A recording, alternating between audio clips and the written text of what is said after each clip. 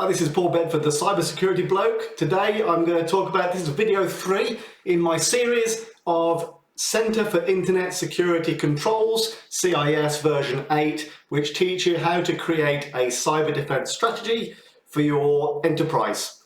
Today I'm going to talk about 3 controls, control 8, 9 and 10, so let's get into it.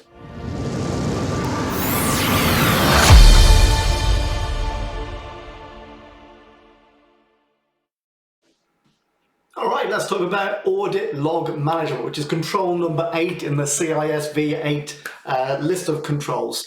So audit log management, it's really important that you know what's going on in your estate and you keep track and you record things. Like, for example, who's doing what are they doing it to, what have they changed, what were the previous settings and what are the new settings. Obviously, if you're looking at business critical systems, then it's really important to know all of these things, because if you don't know them and you don't collect them, there's no way you can actually review them or look through the audit logs when you've had an attack to find out what actually happened and actually review it and prevent further attacks or further spread within your network. Now, obviously though, this gets a bit complicated because ideally it's great to bring all these audit logs in from all the different systems and put them into a big repository of one place. And also, there's no point in collecting all this stuff if you don't review it and look at it and actually get rid of a lot of the, look for patterns, look for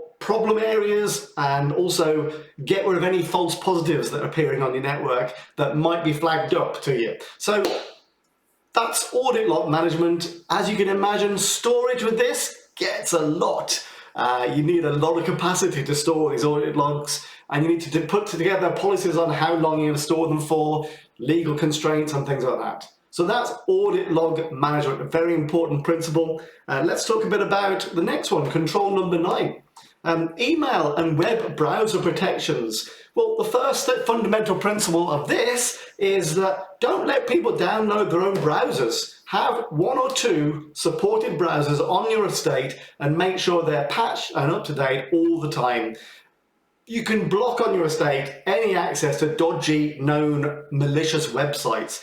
There are lists that you can get from Microsoft and other sources that will list hundreds and hundreds of definitely known malicious sites. If you get a user clicking on a phishing email, then it goes to that site, obviously you can block it. What you can also do is block dodgy content full stop. So there are definitely categories of content that you may not want people to visit in your estate. So for example, gambling websites, unless you've got a reason for someone to go on a gambling website, well, you don't need to do it during work hours or on your work equipment.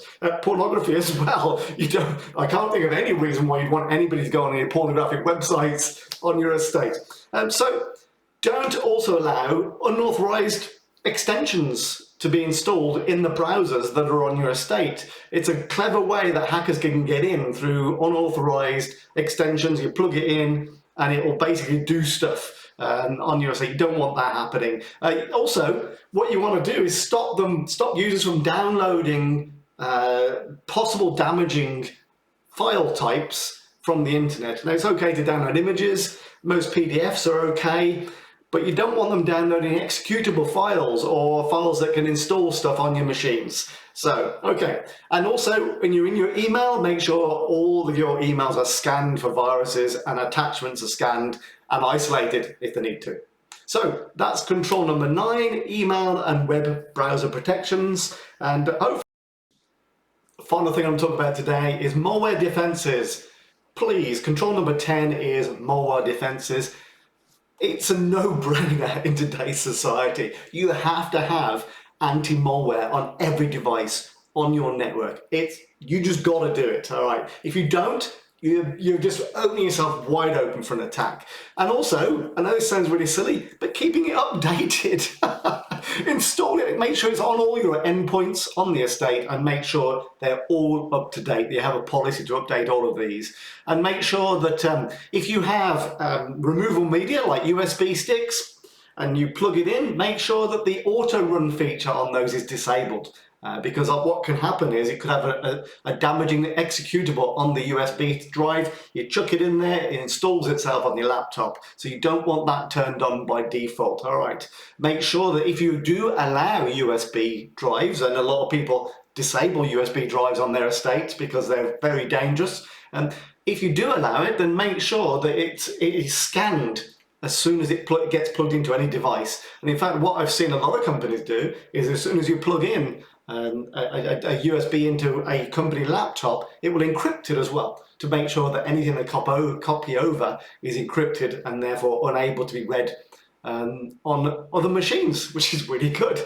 If you can, well, so with this overhead, obviously anti-malware, you need to have it centrally managed. Trying to manage it on an individual PC base or laptop basis is almost impossible. Some sort of central management of all your antivirus software is really important. And that's it for today. Thanks for listening.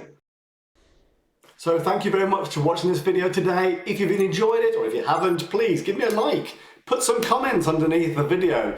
Comments make a massive difference, and I can tailor content to you in the future. If you don't want to miss any of my videos, pop over to YouTube if you're not already on there, search for CyberSec Savvy, subscribe, and put that notification bell on, and that way you'll always get a ping every time I add a new video. Thanks for watching. Great to talk.